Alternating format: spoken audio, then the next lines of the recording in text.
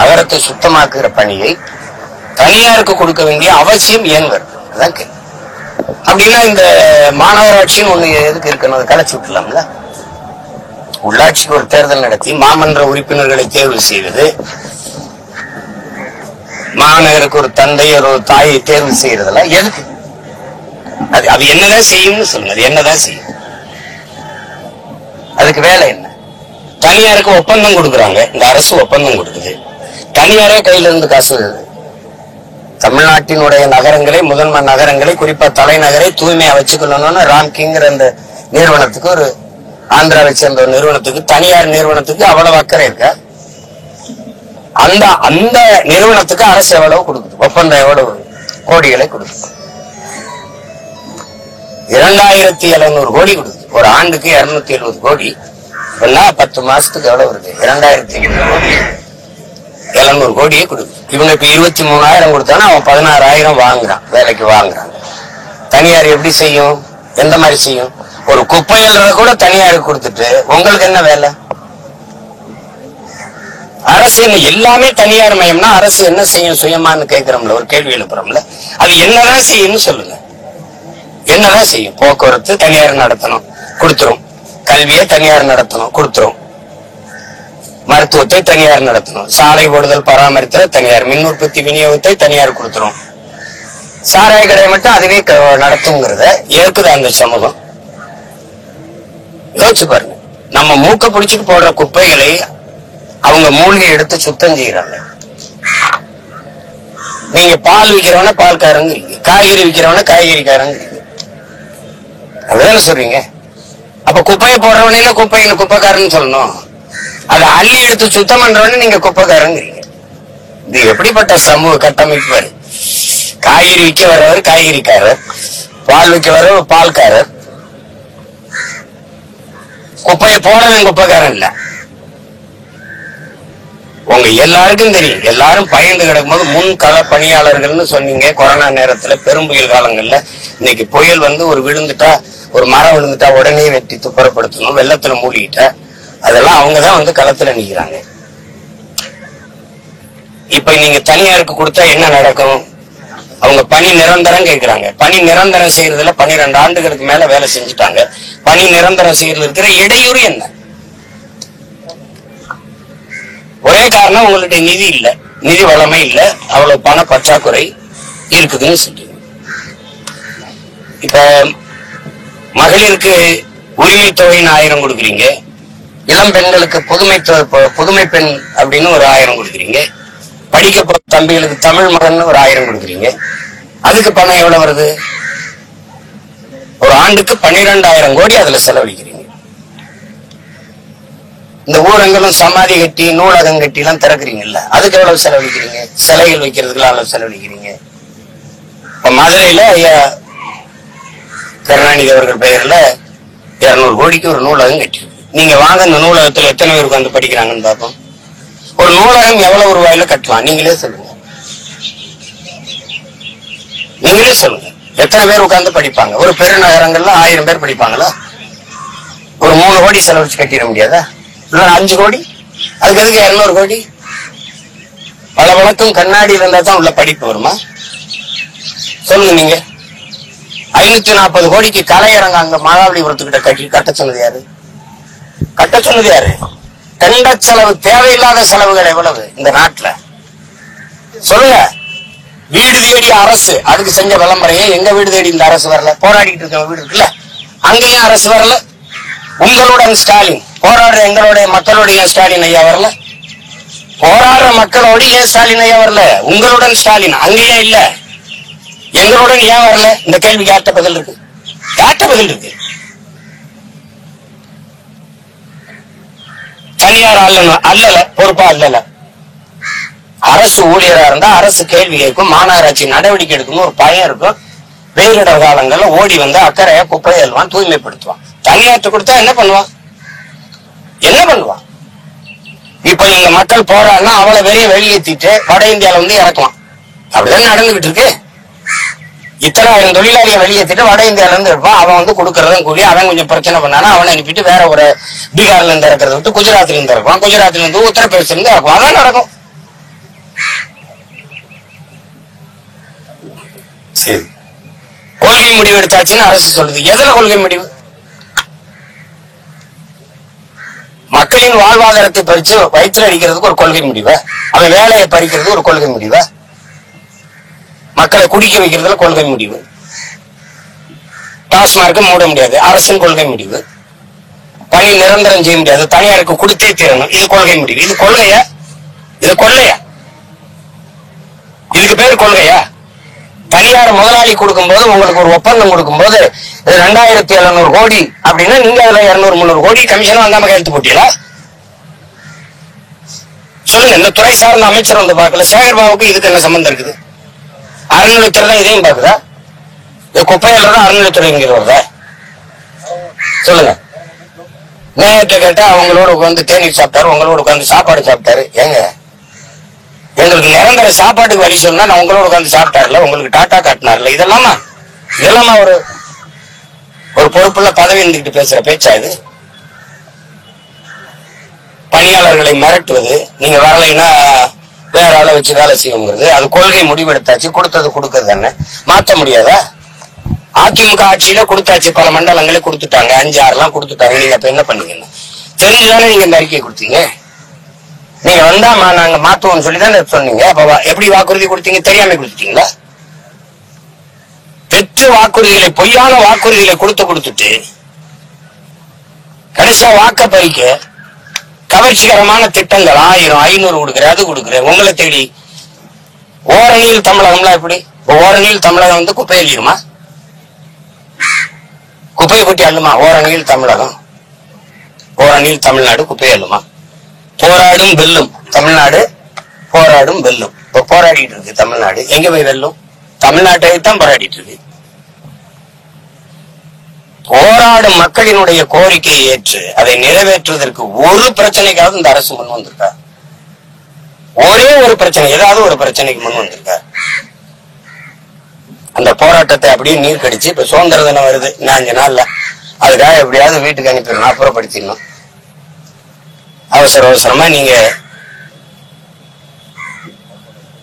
மக்களின் மனச்சான்றுக்கே இதை விடுவோம். இது எந்த வழியில நியாயம்னு சொல்லுங்க.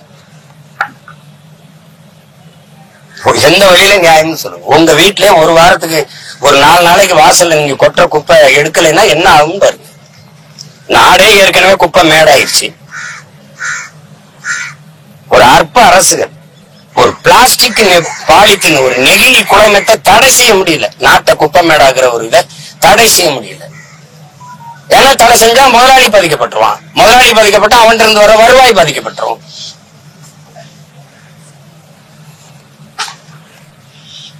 அவங்களுடைய கோரிக்கை மிக மிக நியாயமானது. அரசு அதை செவி சாய்க்கணும். பணி நிரந்தரம் கேட்கிறாங்க, 23,000 ரூபாய் சம்பளம் வாங்குறாங்க, அதையே கொடுத்துருங்க, ஒண்ணும் இல்ல, எங்களுக்கு பணி நிரந்தரம் கொடுங்கிறாங்க. எப்படி காசு வருது? மற்றதுக்கெல்லாம் அப்படி காசு வருது?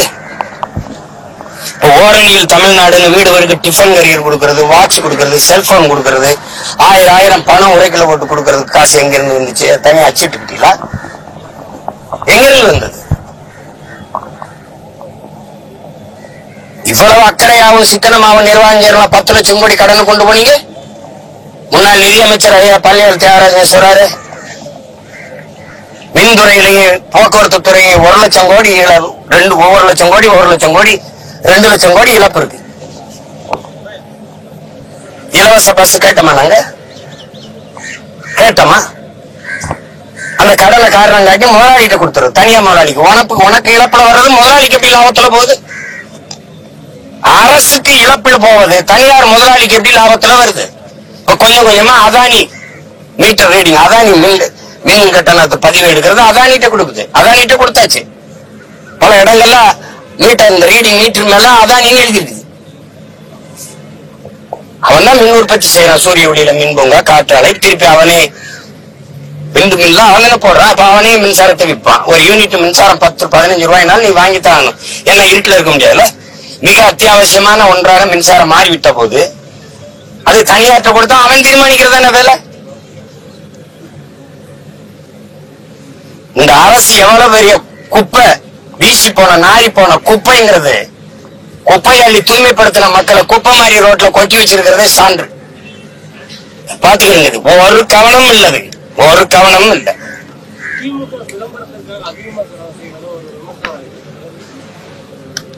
விமர்சனமா உண்மையா? நீங்க என்ன இப்படி ஒரு கேள்வி கேக்குறீங்க? ஒரு விமர்சனம் இருக்குங்கிறீங்க, ஒரு உண்மைன்னு சொல்லுங்க. பெரும் உண்மை அது. குடும்ப தலைவிகளுக்கு நான் உரிமை தொகை 1000 ரூபாய் கொடுப்போம்ங்கிறத செப்டம்பர்ல கொடுப்போம்ங்கிறத ஜனவரியில இருந்து விளம்பரம் செஞ்சாங்க.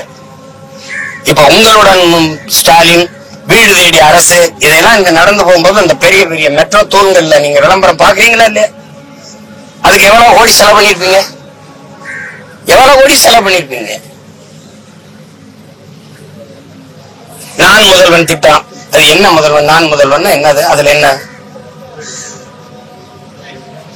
உச்சரிக்கும் போது ஒவ்வொருத்தனுக்கும் நான் முதல்வன், நான் முதலமைச்சர் போல் இருக்கு, நான் முதல்வன், நான் முதல்வர் போல் இருக்குன்னு நினைச்சுக்க வேண்டியதான். இதுக்கு சேவை அரசியல் தெரியாது, செயல் அரசியல் தெரியாது. திராவிட கட்சிகள், இந்திய கட்சிகள் செய்தி அரசியல் மட்டும்தான் செய்யும். இது தேர்தல் அரசியல், கட்சி அரசியல் தான் செய்யும். மக்கள் அரசியல் செய்யாது, செய்யாது, செய்யாது. வெற்று வாக்குறுதிகளை கொடுத்து பசப்பிரிப்பு வார்த்தைகளை பேசி பேசி ஏமாற்றும். காதலையே தேன்களை ஊத்தும். தேனை குடம் கணக்கா, லிட்டர் கணக்கா தேனை காதலே ஊத்தும். வாயில ஒரு சொட்டு கூட வைக்காது. இதுதான் இந்த ஆட்சி.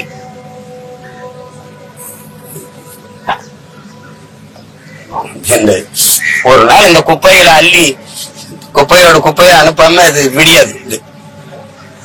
வேற ஏதாவது கேளுங்க.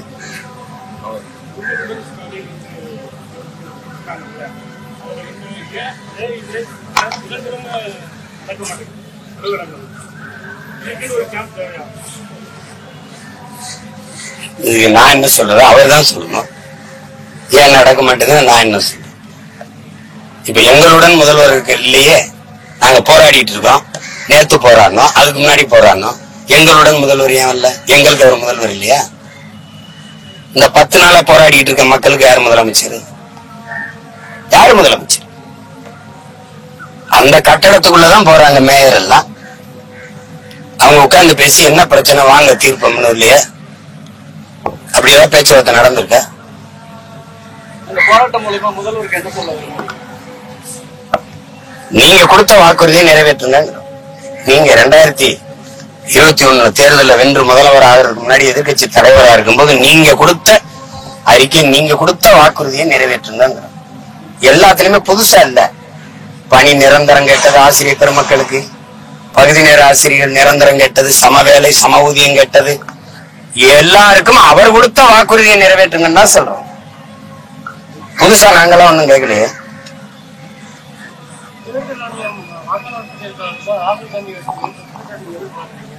அது சரிதான், அது சரிதானே. அவர் தான் வலுவான ஆதாரங்களோடு தான் சொல்றாரு. அதை நம்ம மறுக்க முடியாதுல்ல. அது அந்த நிலைமை நாடெங்கிலும் பரவுறதுக்கு முன்னாடி மக்கள் விழிப்புற்று இழந்தது. ஏன்னா கஷ்டம். இப்ப எங்களுக்கெல்லாம் இப்ப இந்த வட இந்தியர்கள் வாக்கு பெறுவது என்பது நாடற்றவர்களா நாங்க விரைவில் ஆக்கப்படுங்கிறதுக்கு சான்றது. அது ஒண்ணும் பண்ண முடியாது. எதிர்த்து போராடிதான் தவிர்க்கணும். அதிகாரத்தில் இருக்கவங்க கவலைப்பட மாட்டாங்க. ஏன்னா தமிழர் அரசு அதிகாரம் தான் அதை பத்தி கவலைப்படும். திராவிடர் அரசு கவலைப்படாது. ஏன்னா அவங்களுக்கு அதை பத்தி கவலை கிடையாது. அவங்களுக்கு மொழி அழிவதோ, நிலம் வளம் களவு போவதோ, மலை வெட்டப்படுவதோ, மணல் அள்ளி விற்கப்படுவதோ, நீர் உறிஞ்சப்படுவதோ, மீத்தேன் ஈத்தேன் என்ற நச்சு திட்டங்களால நிலம் நஞ்சாவதோ, காற்று விஷமாவதோ, படிச்சுட்டு பிள்ளைகள் வேலை இல்லாம வெளியே நிக்கிறது. நான் ஒரு கேள்வி கேட்கிறேன். படிக்க போகும்போது தமிழ் மகனுக்கு புதுமை பெண்ணுக்கு 1000 ரூபாய். படிச்சு நின்று 3 ஆண்டு படிச்சு பட்டம் பெற்று நின்ற பிறகு 1000 ரூபாய் யாரு கொடுப்பா? படிச்சுட்டு வந்துட்டு 1000 ரூபாய் தானே. வேலை கொடுப்பீங்களா? கொடுத்திருந்தா 3500 இடத்துக்கு 13 லட்சம் பேர் வேலை தேர்வுதான் தமிழ்நாடு தேர்வாணையத்துல. அதுக்கு என்ன தீர்வு இருக்குது? அப்ப வாக்கை குறி வச்சேதான் நகர்றீங்க. மக்களின் வாக்கை பற்றி ஒரு நொடியை கூட சிந்திக்கிறது இல்லை. நீங்க ஒரு துளியை சிந்திக்கிறது இல்லை. அதை பத்தி கவலையும் இல்லை உங்களுக்கு. திரும்ப ஓட்டையை குறி வச்சு நகர்றீங்க. நாட்டை பத்தி கொஞ்சம் கூட கவலைப்பட மாட்டேங்கிறீங்க. கவலைப்பட்டிருந்தா இவ்வளவு பிரச்சனைகள் பெரிய நிக்காது இல்ல. கடைசியா குப்பை அல்ற மக்கள் வீதியில வந்து போராட அளவு கொண்டு வந்துட்டீங்க. சிரிக்குது, உலகம் சிரிக்கும். சிங்கப்பூர் இப்படிதான் பண்ணிட்டு இருக்குதா உலக நாடுகள் எல்லாம்? நீங்க கேட்டா கியூபாவை காப்போம்னு முதல்வர் கம்யூனிஸ்ட் கட்சி எடுக்கிற போராட்டத்துக்கு கியூபாவுக்கு என்ன பிரச்சனை? எதுவும் பிரச்சனையா? சொந்த நாட்டு மக்கள் போராடுற மக்களை காப்பாற்ற முடியல. கைது பண்ணிட்டு போறான் தினம் மீனவன 14 பேர் 20 பேர். அதை தடுக்க முடியல. கடுதல் இருக்காப்ல. கியூபாவை காக்க போறான். நீங்க காப்பாற்ற போற கியூபா அப்படித்தான் வச்சிருக்கா? பள்ளிக்கூடத்தை தனியார் கொடுத்திருக்கா? கல்விய மருத்துவத்தை தனியார் கொடுத்திருக்கா? போக்குவரத்தை தனியார் தான் நடத்துறானா? எல்லாவற்றையும் தன்னகத்தை வைத்து சிறந்த ஆட்சி எப்படி கொடுக்க முடியாது? அவனால முடியும், உங்களால முடியாத. ஒரே ஒரு வளம், வெறும் கரும்பை மட்டும் வச்சுக்கிட்டு செய்ய முடியுது. ஏன்னா அவனுக்கு கனவு இருக்குது. ஒரு வளமும் இல்லாத சிங்கப்பூர் இப்படிதான் நிக்குதா?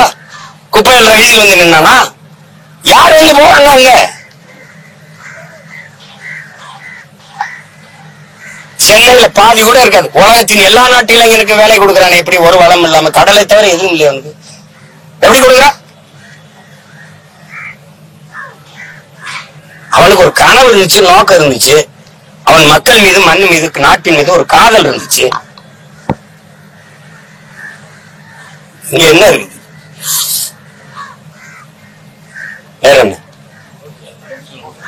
தொடர்ச்சியா போராடுற மக்கள், எல்லா மக்கள்கிட்டயும் நீங்க போய் அவங்களுக்கு ஆதரவா நிக்கிறீங்க, அரசு எதிர்த்து. ஆனா அந்த அரசு முதல்வர்கிட்டே நீங்க பணம் வாங்கிட்டு ஒரு சிலர் விமர்சனம் பண்றாங்க. அவங்களுக்கு என்ன சொல்றது? பணம் கொடுத்துதான் எனக்கு எதிராக போராடுன்னு சொல்றாப்ல. ஒரு பைத்தியக்கார கூட்டம், பிச்சைக்கார கூட்டம், வாடகை விட்டு பழகிற கூட்டம் பேச்சே தெரியும். அதை போய் பொருட்படுத்திட்டு இருக்க முடியுமா என்ன? RSS எழுத்தீங்கன்னா திமுக காசு வாங்குறது, திமுக எழுத்தீங்கன்னா RSS பிஜேபி காசு வாங்குறது. வாங்கி தின்னு பழகிட்டாங்க இல்ல, அதனால எல்லாரையும் அவங்கள மாதிரியே நினைக்கிறது. நாய் நக்கி திங்கிற நாய்கள் வேட்டையாடி சாப்பிடுற புளிய பார்த்து என்ன தெரியும்? வேட்டையாடி சாப்பிடுற புளிய பார்த்து நக்கி திங்கிற நாய்களுக்கு என்ன தெரியும்? அது வாட்டுக்காக பேசிட்டு இருப்பாங்க. வேற ஏதாவது